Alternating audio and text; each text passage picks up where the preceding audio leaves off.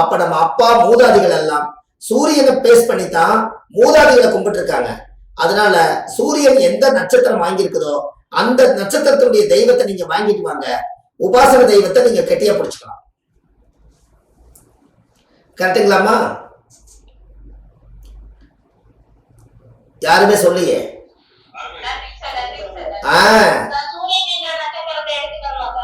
நல்லா பாத்துங்க அம்மா. அஞ்சாம் பாவம் குலதெய்வமா? அம்மா நல்லா பாருங்க. நீங்க நல்லா பாருங்க. அப்பா உங்களுக்கு குரு திசை 16 வருஷம் எப்படி வந்தது? மேசத்துல இருந்து மீன வரைக்கும் நீங்க 12, மறுபடியும் மேசம் 13, ரிஷபம் 14, மிதுனம் 15, கடகம் 16. 16 வருஷத்தை குரு உச்சம். அதனாலதானே கடகத்துல வந்து 16ஓட நின்றுச்சு. கரெக்டுங்களா? இது இன்னும் சொல்ல போனா அந்த 16 எப்படி வந்தது? சூரியன் திசை எத்தனை வருஷங்க? சந்திர திசை 10 வருஷம். 10 3 6 எவ்வளவுங்க? அப்ப 16. அதனாலதான் சூரியனும் சந்திரனும் அப்பா அம்மா 2 பேரும் சேர்ந்து ஒரு குழந்தைய 16 வருஷம்ங்கிறத உருவாக்கி கடக ராசியில தாயுடைய கர்ப்பத்துல வச்சிருக்காங்க. எப்படி?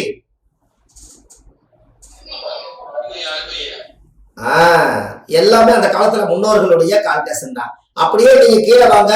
கடகம் 16, சிம்மம் 17, கன்னி 18, துலாம் 19. அங்க 19ன்னா சனி திசை எத்தனை வருஷம்? அப்ப என்ன கிரக துலாத்துல என்ன கிரக உச்சம்? அப்ப 19 வருஷம் சரியா போச்சுங்களா?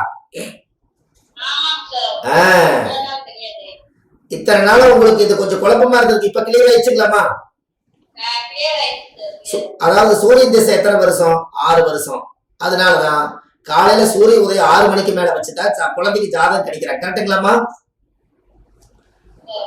அதே போல சந்திர திசை எத்தனை வருஷம்? 10 வருஷம். அதனாலதான் ஒரு தாயாருக்கு குழந்தை ஒரு 10 மாசம் ஆகுது. கரெக்டுங்களா?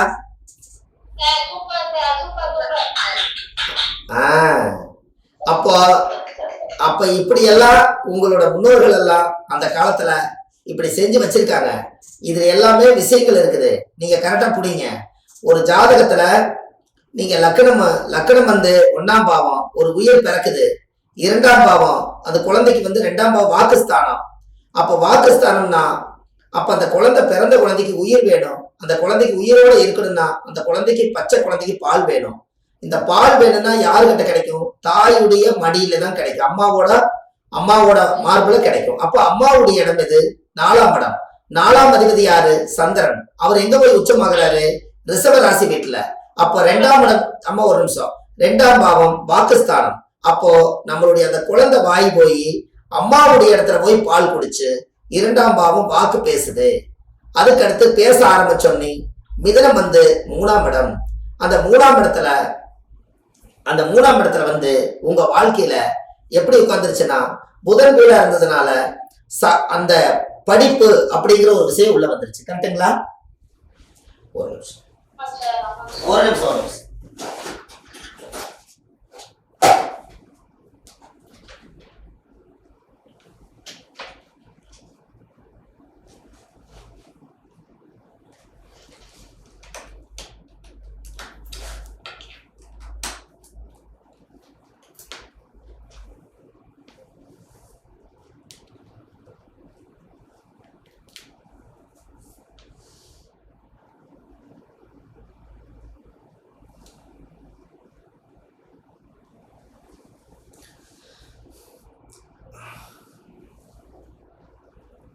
அம்மா உங்களுக்கு தெரியுதா? அம்மா உங்களுக்கு தெரியுதுங்களா? சரி. இது கொஞ்சம் சார்ஜ் பத்தல, அதனால சார்ஜ் போட்டேன். ஓகே. அதாவது 3ஆம் இடம் அந்த குழந்தைக்கு வந்து அதனுடைய சகோதர வர்க்கம். அதாவது வந்து 3ஆம் இடம் என்பது குழந்தை, அது புதனோட வீடு. அதனால அதுக்கு அறிவு பிறக்குது. அதனால அந்த குழந்தைய கொண்டு போய் புதன் என்பது பள்ளிக்கூடம், பாடசாலையில கொண்டு போய் விட்டுறாங்க. பாடசாலையில விட்டுட்டு நேரா அம்மான்னு சொல்லி வீட்டுக்கு வருது. அதனால அது 4ஆம் பாவம். அம்மா வந்து சொன்னாத்தான் அப்பாவின் பேர் தெரியுமடா, அவளும் சொல்லவில்லை என்றால் தப்பாகத்தான் போகுமடான்னு அடுத்து 5ஆம் பாவம் தானே சூரிய வீட வச்சிருக்காங்க. அப்போ அப்ப 4ஆம் பாவ தாயி, அங்கதான் தாயுடைய குழந்தைக்கு முதல் வாகனம் எதுன்னு கேட்டீங்கன்னா அம்மாவோட இடுப்பு தான் அந்த காலத்துல முதல் தாய்க்கு வாகனம். அது வாட்டுக்கு குழந்தைய தூக்கி இடுப்புல போட்டாங்கன்னா அது வாட்டுக்கு நடந்து 1 கிலோமீட்டர் அவங்க வேலை பார்த்துட்டு போயிட்டே இருப்பாங்க. தண்ணி சுமப்பாங்க, ஒரு குழந்தை சுமப்பாங்க. முதல் வாகனம் 4ஆம் இடம் என்பது தாய் தான். ஒரு குழந்தைக்கு முதல் இடுப்பு தான், தாயோட உடம்புல இடுப்பு தான் தாய்க்கு முதல் 2 கால் வாகனம். அதுக்கப்புறம் தான் 4 கால் வந்தது. அப்ப 4ஆம் இடம் என்பது தாய் சுகம். ஒரு குழந்தை அழுதுச்சுன்னா தாயுடைய நெஞ்சில படுக்க வச்சு அந்த இதய துடிப்பு கேட்டாலே அந்த குழந்தை 4ஆம் இடம் சுகமா தூங்கிடும். 5ஆம் பாவங்கிறது தான் 13-15 நட்சத்திரம் வந்துருச்சு. அப்பாவுடைய இடம் பூர்வீகத்தை காமிச்சு கொடுத்து, தாத்தாவுடைய இடம் நம்மளுடைய முப்பாட்டனெல்லாம் இப்படியெல்லாம் பொழைச்சாங்கன்னு சொல்லி பூர்வீகத்தை தொட்டு காட்டுனது அது 5ஆம் பாவம். அதனாலதான் குழந்தை தன்மையா இருக்கிறவங்களோட புத்திசாலியா வாழ்றதுக்கு 5ஆம் இடம் என்பது புத்தி, மனசு, எண்ணம், காதல் எல்லாம் உருவாகி அந்த 5ஆம் பாவம். 6ஆம் பாவம் என்பது என்ன? கன்னி. 6ஆம் இடம் என்பது கன்னி. கன்னி என்பது ஒரு பெண்ணு.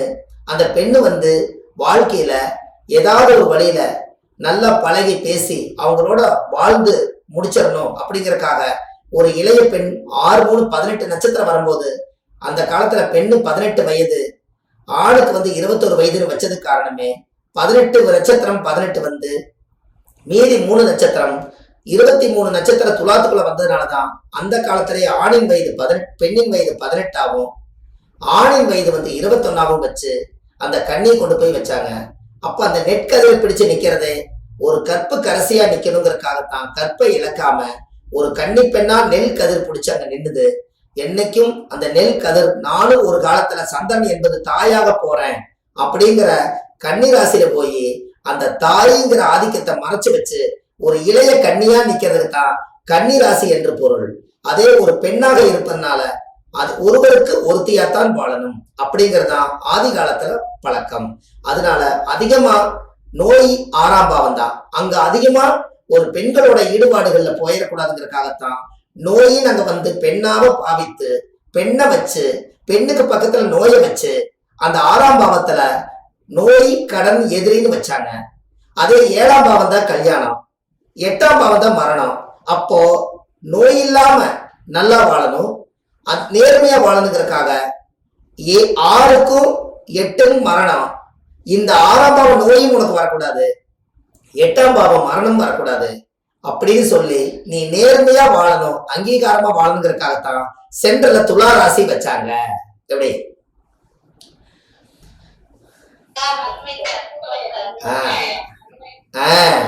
துலா ராசி வச்சாங்க. அதுக்கு அடுத்தபடியா அந்த துலா முடிஞ்சோடனே அந்த 7ஆம் பாவம் கல்யாணம் முடிஞ்சு 8ஆம் பாவம்ங்கிறதா ஒரு மனிதனுக்கு அவங்களோட ஆயுள் இனிமேல் நாம பொழைச்சுக்கணும்னு சொல்லி அந்த 8ஆம் இடம்ங்கிறது ஒரு பெண்ணுக்கு மாங்கலியமா அங்க வந்தது காரணமே அதுதான். அந்த 8ஆம் பாவம் அந்த காலத்துல அனுச நட்சத்திரம் அதுக்குள்ள இருக்கிறதுனால அனுசம் என்பது பனைமரம், பனை ஓலையில தாலி செஞ்சு ஒரு காலத்துல தாலி கட்டி ஆள் போல் தலைச்சு அருகும் போல் வேரூன்றிங்கிற மாதிரி பனை ஆயிரம் பறவை ஆயிரமா அவங்க வாழ்ந்ததுனாலதான் அந்த காலத்துல உயிரை காப்பாத்துறதுக்கு அனுச நட்சத்திரக்காருக்கு ஆயில் கட்டிங்கிறதுனாலதான் 8ஆம் இடம் ஆயில்னு வச்சாங்க. இன்னும் சொல்ல போனா 8ஆம் ஆயிலுங்கிறது என்ன? ஒரு மனிதனுக்கு ஏன் ஆயில வச்சாங்கன்னா, ஏன் பனைமரத்தை வச்சாங்கன்னா, அனுச நட்சத்திரக்காரு கூட போனீங்கன்னா உயிரை காப்பாத்திடுவாங்க. என்ன காரணம்னா, நீங்க ராமேஸ்வரம் திருச்செந்தூர் சைடு போனீங்கன்னா நம்ம ஊர்ல தென்னை மரம் எப்படி இருக்குதோ அதே மாதிரி அங்க பனைமரம் தான் அதிகமா இருக்கும். அப்போ இந்த பனை மரம் எல்லாம் அனுச நட்சத்திரமா இயங்குது. அப்போ என்ன ஆகுதுன்னு கேட்டீங்கன்னா, திருச்செந்தூர் ராமேஸ்வரம் சைடு எல்லாம் பாத்தீங்கன்னா கடல் காத்து அதிகமா வீசுது. அப்ப இந்த சூறாவளி காத்து வந்ததுன்னா இந்த கிராமத்தை அழிச்சு போடும். அப்ப இந்த பனைமரத்தை எல்லாம் லைனா வச்சுட்டாங்கன்னா இந்த சூறாவளி காத்து கண்ணுக்கு தெரியாம வரக்கூடிய காத்து இந்த பனை ஓலையில ஈக்கியா இருக்கிற ஊசியா இருக்கிறத போய் அது மோதி அந்த காத்தை தடுத்து சின்ன ஒரு குளிர் மட்டும் அடிக்கிற அளவுக்கு போயிடும். அப்போ அனுசர் தான் உயிரை காப்பாத்துது. எப்படி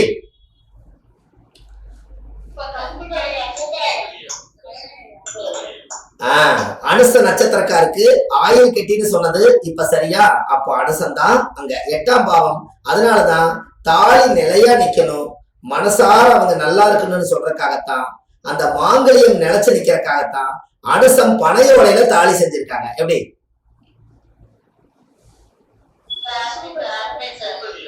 ஆஹ் அடுத்தது 9ஆம் பாவம் என்பது என்னன்னா, இவருக்கு 6ஆம் பாவம் கன்னி பார்த்தாச்சு, அதுக்கப்புறம் கன்னி கழிஞ்சு 7ஆம் பாவம் கல்யாணம் மூச்சாச்சு, 8ஆம் பாவம் மாங்கலியம் ஏத்தியாச்சு, 8ஆம் இடம் ஆயுளுக்கு பாதுகாப்பு வந்தாச்சு. இனி 9ஆம் இடம் என்பது இவங்க ஒரு ஜெனரேஷன் உருவாக்கி 2 பேரும் கணவன் மனைவி சேர்ந்து ஒரு குழந்தையை பெத்தாச்சுன்னா அப்பாங்கிற அங்கீகாரம் வந்ததுனாலதான் காலச்சக்கரத்துக்கு 9ஆம் இடம் அப்பா ஸ்தானம் வந்திருக்குது. எப்படி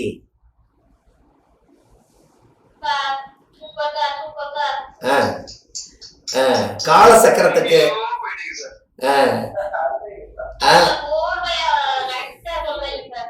ரொம்ப சந்தோஷம். காலச்சக்கரத்துக்கு அது 9ஆம் பாவம்.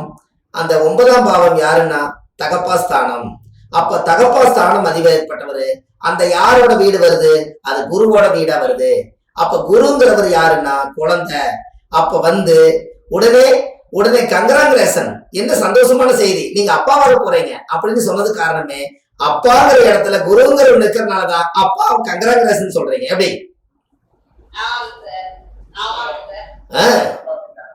சார் ஒரு சஸ்பென்ஸ், கங்கராங்குலேஷன், நீங்க அப்பாவாக போறீங்க எந்த இடத்துல சொல்றீங்க? அப்பாங்கிறது தனுசு வீடு குரு வீடா இருக்கிறதுனால குருங்கிற குழந்தை அங்கீகாரமானதுனால அந்த வீடு அப்பாவா மாறிக்கிறார் அவரு சூரியனா. எப்படி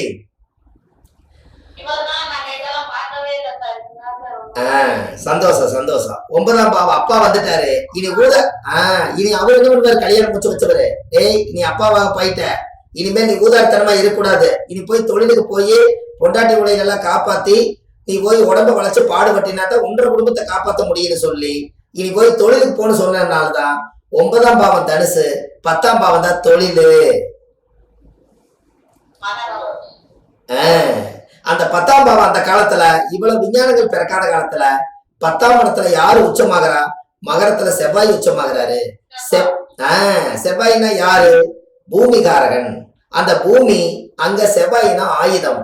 அங்க ஏறு உளுந்து அந்த கலப்பையோட போய் முதல்ல வாழ்ந்த இடமெல்லாம் சேரும் சகதியும் வாழ்ந்ததுனால வயல் வாய்க்கால் எல்லாமே மகரத்தை குறிக்குது. அழுக்கு, சூறை, சகதி, சேரு அனைத்தும் சனியோட இடமா இருக்கிறதுனாலதான் போய் காலை கொண்டு போய் சேத்துல வச்சு செவ்வாய்ங்கிற கலப்பை பிடிச்சு உழுது நீ சம்பாரிச்சு தொழில் அந்தஸ்தை ஏற்படுத்தின இடம்